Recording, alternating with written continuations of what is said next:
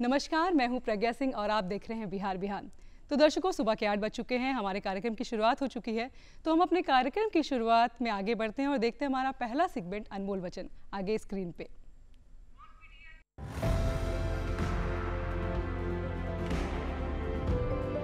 हमें हार नहीं माननी चाहिए और हमें समस्याओं को खुद को हराने नहीं देना चाहिए। Doctor APJ Abdul Kalam.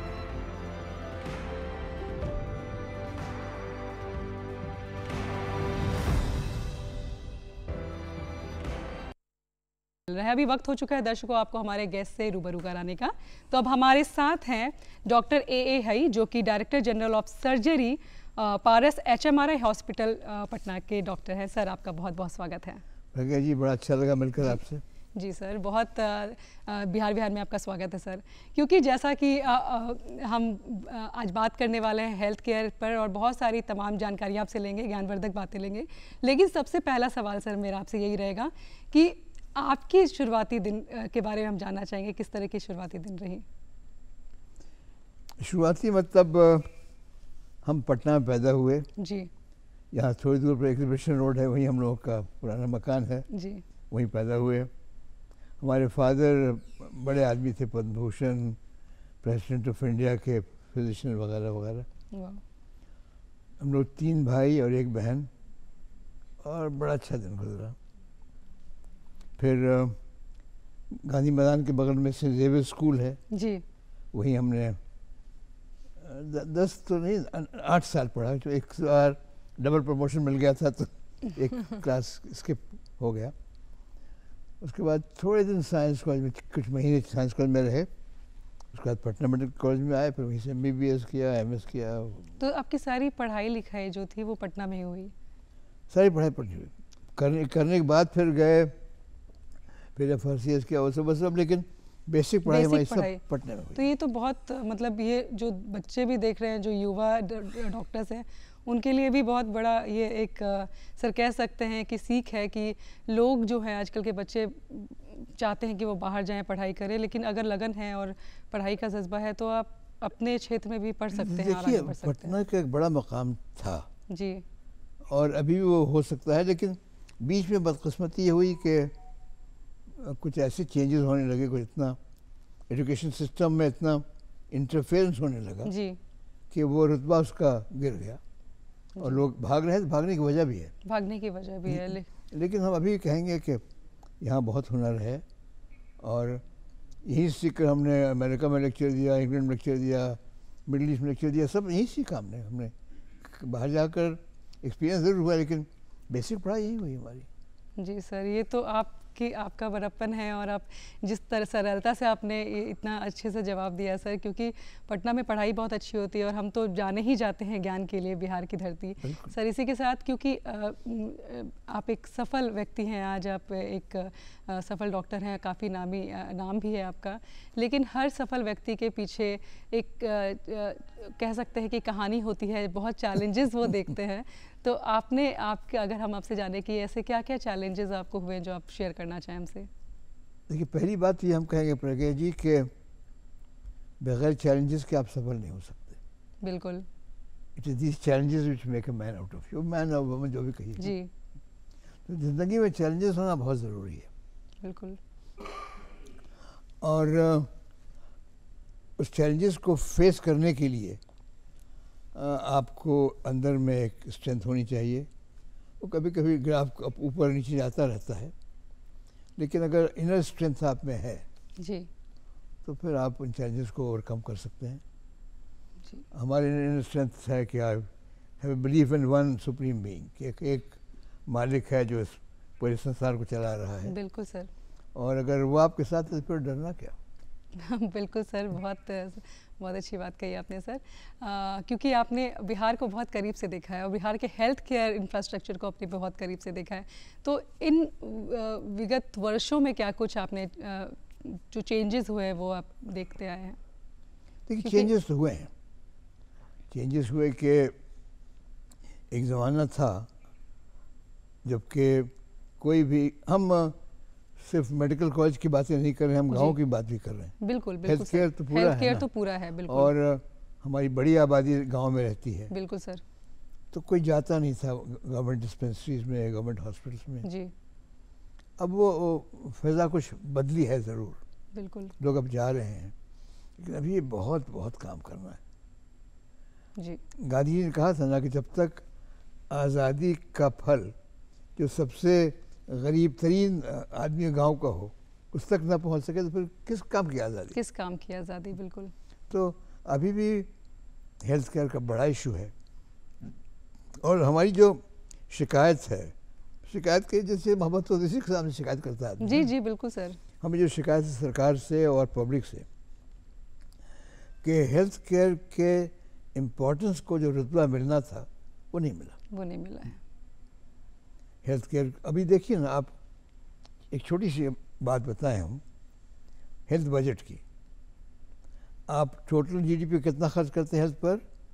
2.5%। एक बार हल्ला हंगामा किया हम लोगों ने तो 3%। हम कहते हैं आपसे हम बड़ी मोहब्बत से आपसे हम खर्च करेंगे आप पर 3%, तो इस मोहब्बत में कहीं ना कहीं तो कुछ खोट है। जी बिल्कुल सर। हेल्थ केयर पर एक्सपेंडिचर बढ़ना चाहिए, और जो हेल्थ केयर की प्लानिंग होती है उसमें बड़ा डिफेक्ट है। एयर कंडीशन रूम में बैठ करके हम प्लान कर देते हैं। अब वो जो गांव में रह रहा है बेचारा मज़दूर, वो गांव में जो डॉक्टर साहब हैं छोटे से एक टेबल लगा करके और वो पंखा चला करके स्टेथोस्कोप लगा करके भी देख रहे हैं, उनके प्रॉब्लम समझिए ना, वो भी तो प्रॉब्लम है। वो भी तो ठीक प्रॉब्लम है जी। पटना में लिवर ट्रांसप्लांट होना चाहिए, ये भी प्रॉब्लम है, ये हम लोग फेस कर रहे हैं और कर भी रहे हैं, करेंगे, लेकिन वो भी प्रॉब्लम है। बिल्कुल सर। तो दोनों को मिलाना, लिवर ट्रांसप्लांट को मिलाना और गांव में जो बल्लू राम हैं उनके दर्द को ठीक करना, सबको मिलाकर एक ऐसी पॉलिसी बननी चाहिए जो कि स्पेसिफिक हो और जो कि ट्रूली फंक्शनल हो। बिल्कुल, मतलब सिस्टम को और बेहतर करने की बिल्कुल ज़रूरत है। बिल्कुल बिल्कुल सर, अगर रूरल एरिया की हम बात कर रहे हैं तो रूरल एरिया में अभी भी काफ़ी बदलाव की ज़रूरत है। तो आपको क्या लगता है कि क्या कुछ बदलाव होने चाहिए ताकि वो और बेहतर हम लोग हेल्थ केयर दे सकें? देखिए प्रगति जी, एक चीज़ समझिए, हेल्थ केयर कोई आइसोलेटेड चीज़ नहीं है, जी है ना। बिल्कुल बिल्कुल सर। हेल्थ केयर के पीछे एजुकेशन बहुत ज़रूरी है। जी अब एक छोटा सा एग्जांपल देखें, अब हमारे दो स्टेट हैं केरला और महाराष्ट्र। जी पैसे के मामले में महाराष्ट्र कहीं कहीं आगे है केरला बिल्कुल से। सर। लेकिन हेल्थ केयर में देखिए, हेल्थ केयर में जो केरला के कुछ स्टैंडर्ड्स हैं, जैसे maternal mortality, infant mortality, international standard का। क्यों? किसी एक वजह है एजुकेशन, वो भी फीमेल एजुकेशन, मदर एजुकेशन। एक मदर अगर पढ़ी लिखी होगी ना, बिल्कुल तो सर। उसका बच्चा ऑटोमेटिकली वो जी पढ़ेगा भी और हेल्थ के हिसाब से वो बच्चा ख्याल रखेगी और एक सेंस भी आ जाता है। बिल्कुल बिल्कुल। अच्छा, अब देखिए CTC है, सैनिटेशन, जी क्लीन एयर, है ना, क्लीन ड्रिंकिंग वाटर।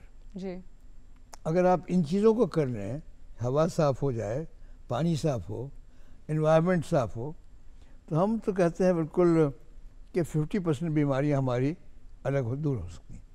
जी तो हेल्थ को बहुत आइसोलेटेड दिया नहीं कि अस्पताल बना दिया और इंजेक्शन दे दिया और ऑपरेशन कर दिया, एक ओवरऑल समझना होगा हेल्थ को। सर, बहुत डीप बात आप कह रहे हैं कि सिर्फ इंफ्रास्ट्रक्चर की हम बात ना करें। हाँ। और सिर्फ हॉस्पिटल बना दिया और डॉक्टर प्रोवाइड करने से कुछ नहीं होने वाला। हमें आगे बढ़ना चाहिए और ख़ुद पे इस चीज़ पे काम करना ताकि लाइफस्टाइल भी अच्छा हो, बीमारी से बच सके। सर, ऐसे में अगर मेरा सवाल आपसे ये रहा कि बहुत सारी आजकल लाइफ स्टाइल डिजीज़ हो रहे हैं, जैसे डायबिटीज़ हो रहे हैं, छोटे बच्चों को भी देखने को मिल रहा है, तो ऐसे क्या लाइफस्टाइल चेंजेस होने चाहिए ताकि उनकी लाइफ बेहतर हो सके, उस तरीके के डिजीज़ से वो बच सकें? देखिए, जब देश आज़ाद हुआ जी तो उस वक्त लाइफ एक्सपेक्टेंसी हमारी जी 40-42 साल थी। एवरेज इंडियन 42 साल के बाद गुड बाय। जी आज भी बढ़कर करीब 70 हो गई। जी तो कुछ तो बदलाव आया है। जी सर। कुछ तो बदलाव आया है, लेकिन उस वक्त जो हम लोग फेस कर रहे थे बेसिक प्रॉब्लम, जब गांधी जी थे और जवाहरलाल नेहरू थे, हम आज़ाद थे, उसका बेसिक प्रॉब्लम था इन्फेक्टिव डिजीज़ का, वो बीमारियां जो होती हैं जी कीड़ों की वजह से। टीबी बहुत बड़ा मसला था, है ना। जी सर। टाइफाइड बहुत बड़ा मसला था, कॉलरा बहुत बड़ा मसला था। एक बार कॉलरा का एपिडेमिक हुआ और गांव का गांव साफ हो गया। टीबी में लोग अच्छे लोग गुजर गए थे। जी तो अब जो दौर जो आया है जी सर। उसमें वो इन्फेक्टिव डिजीज़ पर एक हद तक, हम नहीं कहेंगे ख़त्म हो गया, जी सर। लेकिन एक हद तक उसमें कंट्रोल आया है। लेकिन जब पैसा बढ़ता है तो पैसे के साथ साथ अपने बीमारियां भी साथ लाता है। बिल्कुल सर। अब लाइफस्टाइल डिजीज़ बढ़ रही हैं। लाइफस्टाइल का मतलब यह है कि हम खाते ज़्यादा हैं और उसको एनर्जी को बर्न कम करते सर हैं। जैसे स्लो डिजीजेज होते हैं जो दिखते नहीं हैं लेकिन वो धीरे धीरे घर कर रहे हैं हर घर में। बिल्कुल।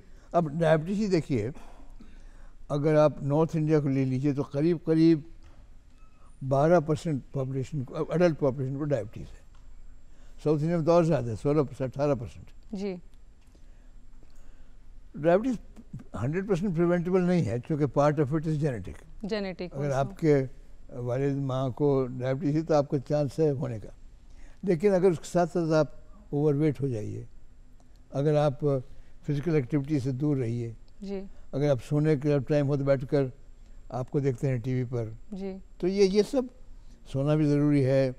बैलेंस लाइफस्टाइल जिए और होने के बाद और भी खाने में diet is important. Diet is very important. जी अभी देखिए दुनिया का हाल देखिए, आधी दुनिया भूख से मर रही है। गज़ा का हाल देखिए क्या हाल है। बिल्कुल सर। बच्चों की एक एक पसली को आप काउंट कर सकते हैं। और यहाँ भी देखिए, अब आजकल तो यहाँ भी बढ़ रहा है, ये बड़ा पेट इतना बड़ा, ये तो ये लाइफ स्टाइल डिजीज़ तो आपके हाथ में है ना। जी सर। आप अगर चाहें तो बड़ी हद तक उन पर कंट्रोल कर सकती हैं। मतलब ये प्रिवेंटेबल भी ऐसे डिजीजेस, और अगर होता है तो with lifestyle changes, diet changes हम इसे कंट्रोल कर सकते हैं और बेहतर बन सकते हैं। और एक और डिजीज़ का हम नाम लेना चाहते जी हैं, सिर्फ लोग डरते बहुत हैं, कैंसर। कैंसर बढ़ रहा है, इसमें कोई दो राय नहीं है। जी सर। अभी 3 हफ्ते पहले एक बहुत ही प्रेस्टिजियस रिसर्च जर्नल है लैंसेट। जी सर। लैंसेट ने 210 मुल्कों का और टेरिटरीज़ का जी 2000 से लेकर के 2023 तक सर्वे किया। कैंसर बढ़ रहा है और फिर उन्होंने प्रोजेक्ट किया कि 2023 से 2050 तक उन्होंने करीब डबल हो जाएगा। 2023 से 2050 तक आने वाले दिनों में जी डबल। तो कैंसर बढ़ रहा है। जी सर। इसमें पार्टली तो यह है कि एब्सोल्युटली पार्टली है कि डायग्नोसिस ज़्यादा हो रही है। अभी किसी को पेट में दर्द हुआ, उसने जांच करवाया, मालूम हुआ कैंसर है, ऑपरेशन हुआ, ठीक हो गया। तो ये जो बढ़ता हुआ कैंसर है बहुत बड़ा चैलेंज है, बहुत बड़ा। और ये तो हम कहते कहते बूढ़े हो गए। ये जो हमारे देश में जो पुरुषों में, मेल्स में जी जो कॉमनेस्ट कैंसर है वो इस हिस्से में होता है। मुंह, गले, ये जो नली होती है यहाँ से यहाँ फेफड़े में, ओरोडाइजेस्टिव ट्रैक्ट, एयरवे, ये कैंसर 90% प्रिवेंटेबल है।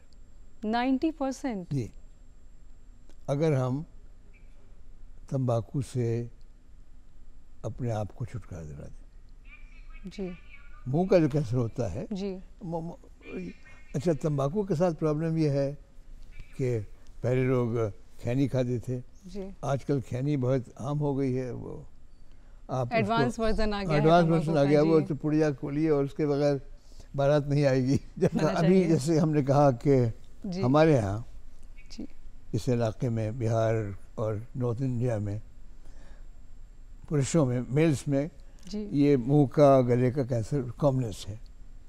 तो उसी तरह फीमेल्स में कौन सा कारण? फीमेल्स में 2 बड़े चैलेंजेस हैं कैंसर के।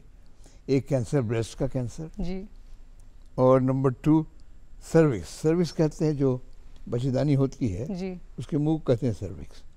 सर्विक्स बहुत कॉमन है। अब देखिए, आप लीजिए सर्वाइकल कैंसर को। सर्वाइकल कैंसर का यहाँ पर जो हमारे यहाँ स्टेटिस्टिक्स हैं किसी कैंसर हॉस्पिटल में, जी अगर 100 हमारी पेशेंट फीमेल पेशेंट्स आती हैं जी तो उसमें 35% लगभग को सर्वाइकल कैंसर होता है, उसका और कैंसर होता है। 100 में 35? हाँ, 100 अगर कैंसर के पेशेंट हैं ओके, तो उसमें 35 ऐसे होंगे जिनको के कैंसर होगा सर्विक्स का। ये बहुत ही कॉमन, बहुत कॉमन है जी। अच्छा, ये प्रिवेंटेबल है to very large extent. Preventable एक तो ये है कि आजकल एक वैक्सीन निकल गई है, अगर आप किसी बच्ची को 12-15 साल की उम्र से लेकर के ऊपर तक ये वैक्सीन दिलवा दें तो 90% चांस है कि सर्वाइकल कैंसर नहीं होगा। सर्वाइकल कैंसर होता क्यों है ये समझिए। जब एक मर्द औरत मिलते हैं जी, जब उनका सेक्सुअल कांटेक्ट होता है तो मर्द के जो कुछ इन्फेक्शंस औरत में चले जाते हैं और वो इन्फेक्शन बार बार अगर जाएगा तो फिर वो वहाँ पर वो एक तो इग्नोरेंस जो इन्फेक्शंस का होता है उसकी वजह से। हाँ, तो उसको तो आप एक तो जेनिटल हाइजीन साफ रखिए, अपने हाइजीनिक रहना बहुत ज़रूरी है, को सफाई रखिए, मेल भी और फीमेल भी जी।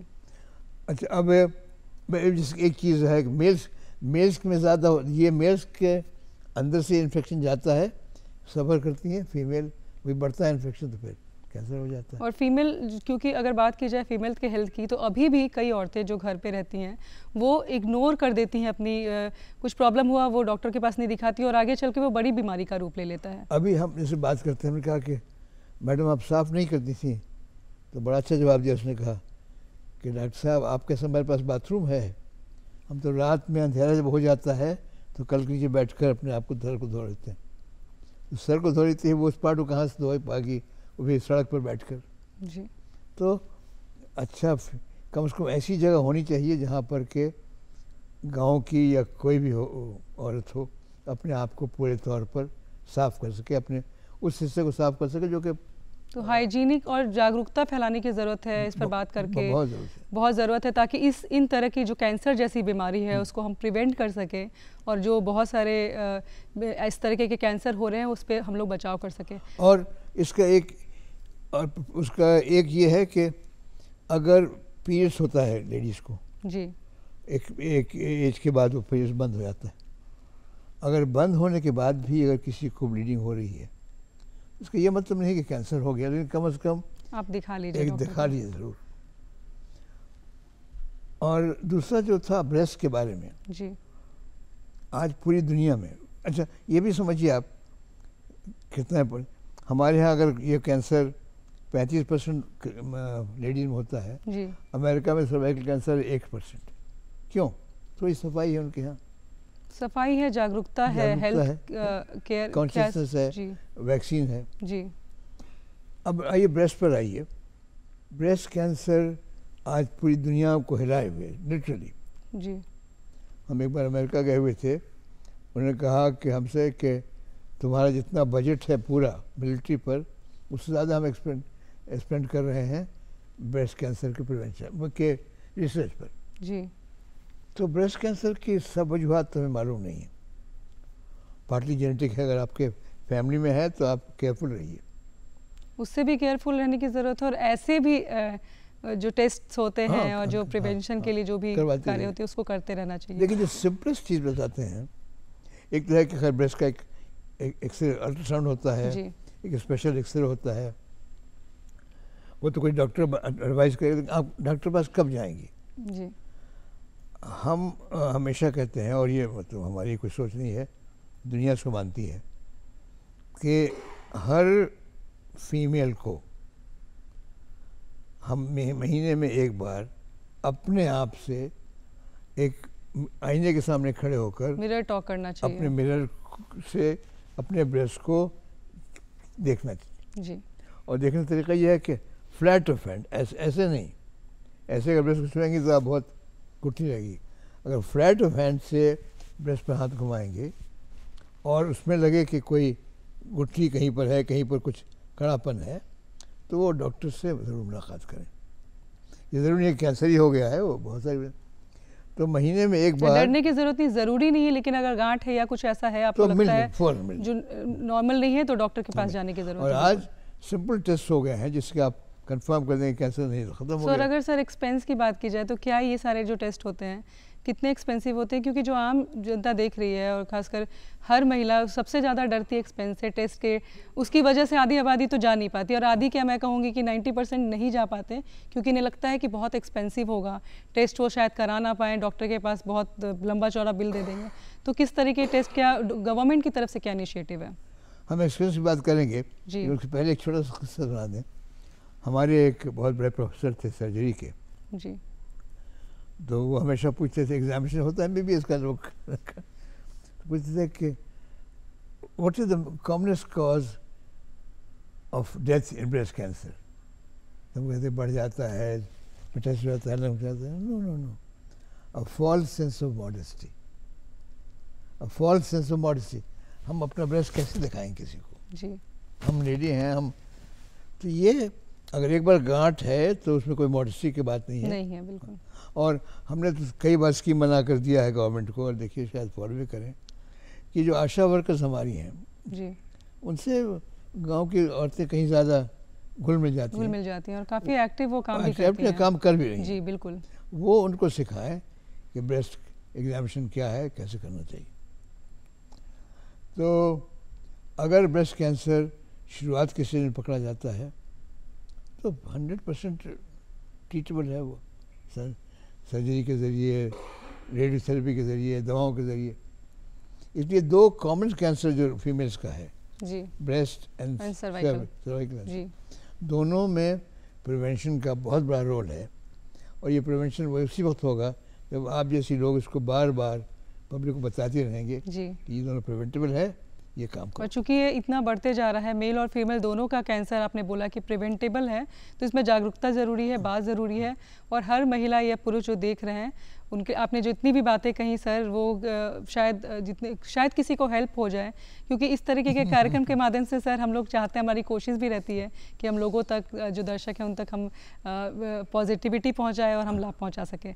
सर इसी के साथ अगर हम बात करें, जो आजकल टेक्नोलॉजी इतनी आगे बढ़ गई है और अगर कह सकते हैं मेडिकल साइंस में इतने सारे बदलाव आए हैं, इतने सारे चेंजेस आए हैं, तो सर्जरी के क्षेत्र में क्या कुछ नए बदलाव आए हैं? क्योंकि आप इतने सालों का आपका एक्सपीरियंस रहा है और अब बहुत सारे चेंजेस हो रहे हैं, AI का ज़माना हो गया, आजकल रोबोटिक सर्जरी भी हो गए हैं, तो कितने हद तक ये इम्पैक्टफुल हैं? इस साल आज से चंद महीने अप्रैल में जी, एक अमेरिका में college, American chapter of international college of surgeons, जी, उसने बुलाया था एक टॉक के लिए, वहाँ अमेरिका में गए थे। टॉक की तो बात निकली जो अभी आपने कहा AI की, जी, कि AI से तो ये प्रोफेशन ख़त्म हो जाएगा। और देखिए AI अच्छी चीज़ है, जिसमें बहुत सी अच्छी चीज़ें हैं, बहुत सारी चीज़ें डॉक्टर तो AI नहीं कर सकता, बिल्कुल। तो हमने एक चीज़ कहा जिसको बड़ा उन्होंने काफ़ी हाईलाइट किया। हमने कहा देखिए, मेडिकल प्रोफेशन में डॉक्टर के साथ साथ नर्सेज होती हैं, पैरामेडिकल स्टाफ होता है, और कहा कि no robot can replace the smile of a nurse. जी, कोई मरीज है बिल्कुल, और हंस कर बात करती है उससे, एंड द सूदिंग टच, वो सच नहीं ये ठीक हो जाएगा, ठीक दर्द है ना, हम दवा दे रहे हैं, ठीक हो जाएगा। तो ये जो ह्यूमन कांटेक्ट होता है ना, जी, उसको कोई रोबोट कभी, और खासकर इस क्षेत्र में, हाँ इस क्षेत्र में, हाँ, जहाँ पे आप एक डॉक्टर सिर्फ आपको हील नहीं करता सर्जरी के या फिर फिजिकली, वो इमोशनली भी एक पेशेंट को वो रिश्ता बनता है, ताकि, और कहा भी जाता है सर कि साइकोलॉजिकल आदि बीमारी होती है जो साइकोलॉजिकली हम कैंसर तक प्रिवेंट, उसको ठीक कर सकते हैं। तो AI बहुत अच्छी चीज़ है और उससे बहुत फ़ायदा हो रहा है। जी, अब जिसके घुटने ही कदर लीजिए, घुटना रिप्लेस हो रहा है आजकल, नी रिप्लेसमेंट है। अब AI के ज़रिए आप कहीं ज़्यादा एक्यूरेटली बता सकते हैं कि इसको इतना काटो, इतनी ये मशीन लगाओ तो ये बेस्ट रिजल्ट होगा। मतलब इसके फ़ायदे भी बहुत हैं, बहुत सारे टेक्नोलॉजी फ़ायदे के बहुत सारे फ़ायदे हैं। लेकिन ये कहना कि AI रिप्लेस कर देगा, नहीं, AI तो सर इस क्षेत्र में तो रिप्लेस नहीं करेगा, वो एक छोटा सेकेंड वर्ल्ड वॉर में जी, आइजनहावर साहब उस वक्त चीफ थे पूरा एलाइड फोर्सेस के, तो एक हॉस्पिटल में गया था, वेटरन्स का हॉस्पिटल था, तो वहाँ पर सब मरीज सब लेटे हुए थे। तो उसने पूछा कि which doctor do you think is the most important to change your life? उसने कहा नो डॉक्टर, दिस नर्स। उस नर्स को बुलाया गया, भाई क्या आपने क्या कर दिया कि आपको याद कर रहे हैं? उसने कहा हमने तो कुछ नहीं किया। करें ये कह रहे हैं कि आप ही को जान बच गई और ये जी। आप कहीं कुछ नहीं किया। तो उसने कहा कि अच्छा। उसने डॉक्टर आइजनहावर ने पूछा उससे कि ये तो कहती है कुछ नहीं किया। नहीं सर, ये बड़ा लंबा आदमी था, तो बेड से इसका पैर बाहर निकल आता था जी। तो जब नर्स गुजरती थी तो उसका स्कर्ट टच कर जाता था, तो वो समझता था कि ये मोहब्बत में उसका दिल बढ़ाने के लिए कर रही है। तो उन्होंने कहा no each time you pass my bed you touch my feet. जी। तो देखिए छोटी सी चीज़ है, एक मुस्कुराहट, एक अच्छे से बात करना, छू देना, ठीक है अच्छा हो जाएगा, देखें कहाँ घाव है, देखते हैं, ऐसे लगाते हैं, तो बड़ी चीज़ है। तो नर्स विद स्माइल और फुल डेडिकेशन के साथ, क्योंकि हम डॉक्टर्स की भी बात करते हैं, लेकिन जितने भी हेल्थ केयर जितने भी वर्कर्स हैं जो भी इसलिए हम कहते हैं कि रिलेटेड डॉक्टर के साथ साथ हेल्थ केयर की बड़ी ज़रूरत है, बहुत ज़रूरत है। अभी देखिए बिहार में 5400 बेड का अस्पताल बन रहा है पटना में जी, बहुत अच्छी बात है, बहुत अच्छी बात, सलाम करते हैं उसको। लेकिन we must get good paramedical staff, good nurses. वो मैन पावर जो होनी चाहिए वो बिल्कुल ट्रेंड होनी चाहिए, और पेशेंट के साथ किस तरीके से अच्छी मशीन हो। जी, the hand behind the machine matters. जी, उस मशीन को कौन चला रहा है? इतना अच्छा कैमरा लगा हुआ है, लेकिन अगर कैमरा में थोड़ा टेढ़ा कर दिया तो फिर बेकार हो। बिल्कुल सर, ये तो सही बात बोली आपने। तो सर ऐसे में अगर बात की जाए जो अभी यंग डॉक्टर्स हैं या फिर जो मेडिकल स्टूडेंट्स हैं जो कि अभी पढ़ाई कर रहे हैं और वो आगे एक अच्छे डॉक्टर बनेंगे, क्योंकि आपका इतने सालों का एक्सपीरियंस है सर और आप बहुत सम्माननीय व्यक्ति हैं, डॉक्टरी फील्ड में आपका बहुत नाम है। तो ऐसे में क्योंकि अभी ज़माना हो गया है, बिजनेस बन चुका है, कहीं ना कहीं हम बोल सकते हैं, बहुत सारे डॉक्टर्स को मैं नहीं बोल रही हूँ, लेकिन इस फील्ड में भी इस तरीके की चीज़ें देखने को मिलती है। ऐसे में उनको क्या कुछ आप एडवाइस देना चाहेंगे? देखिए हम ये एडवाइस देंगे, हमेशा देते हैं कि हार्ड वर्क का कोई रिप्लेसमेंट नहीं है जी। There is no shortcut to success, hard work. अगर आप सच में डॉक्टर बनना चाहते हैं जी, एक तो मेहनत की तैयार हो जाइए, खूब मेहनत करेंगे, जी लगा कर, जी जान लगाकर मेहनत करेंगे। आप चाह रहे हैं कि आज घर जाकर सो जाएं, बहुत थके हुए हैं, और फ़ोन आता है कि फला पेशेंट को ब्लीडिंग हो रही है, सब छोड़ कर जाइए, दौड़ कर जाइए, आज भी जाते हैं। और दूसरा ये है कि ये थोड़ा कहना आसान है, समझना ज़रा मुश्किल होती है कि पेशेंट के दर्द को समझना चाहिए। वो जब आपके सामने आता है तो नॉर्मल नहीं है, उसको डर लगा हुआ है कि पता नहीं ये फट जाएगा तो क्या होगा, इसमें कितना खर्च होगा पैसा, हम मर जाएंगे तो हमारी बीवी को कौन देखेगा। तो कभी कभी वो उसका रिस्पॉन्स होता है वो अब नॉर्मल रिस्पॉन्स होता है। आज हम आप मिल रहे हैं ना, तो बड़ी अच्छी बात कहें, चलिए फिर आगे यहाँ पर चाय पिलाते हैं, वो हो जाएगा। लेकिन जब अगर गॉड फॉरबिड आपको पेट में तकलीफ होगी तो विल नॉट बी नो, मतलब आप चाय की बात नहीं कीजिएगा, डेफिनेटली आपके दिमाग वही घूमता रहेगा। तो जी, हर डॉक्टर को पेशेंट के दर्द को समझना चाहिए। कभी वो अगर जोर जोर से बोल दे, कभी थोड़ा अब नॉर्मल रिस्पॉन्ड करे, तो जानना चाहिए कि ये अभी इस नॉर्मल मेंटल फ्रेम में नहीं है, जब अच्छा हो जाएगा तो फिर उसको।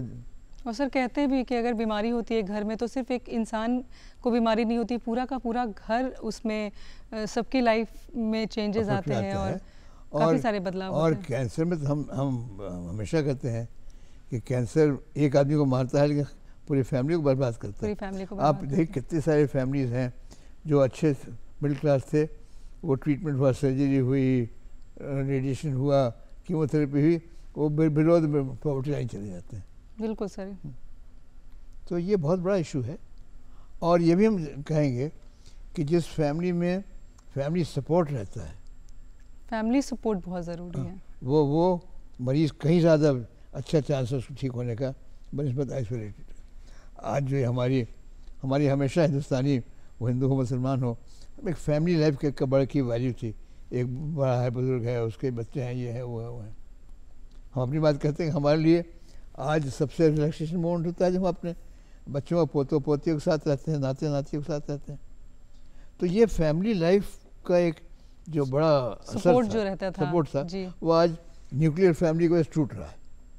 हम हैं, आप हैं, बस गुड बाय। सर बीमारी होती है तो ऐसे भी आइसोलेशन हो जाता है, और जब किसी का सपोर्ट नहीं रहता तो लोग उसी और उसमें वो ये इतनी डीप बात है सर।